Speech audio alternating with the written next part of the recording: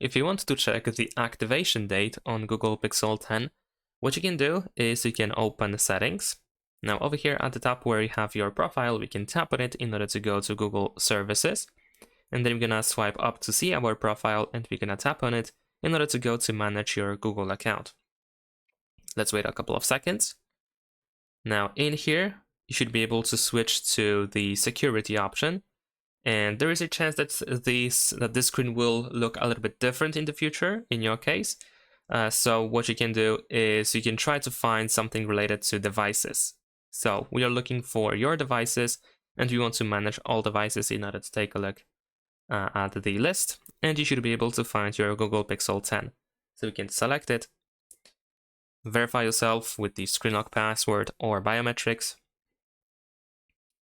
Let's press continue.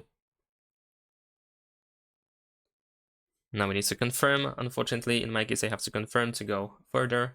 And finally, here we have the information about the first sign in. So of course, this information works based on when you signed in for the first time onto your Google account.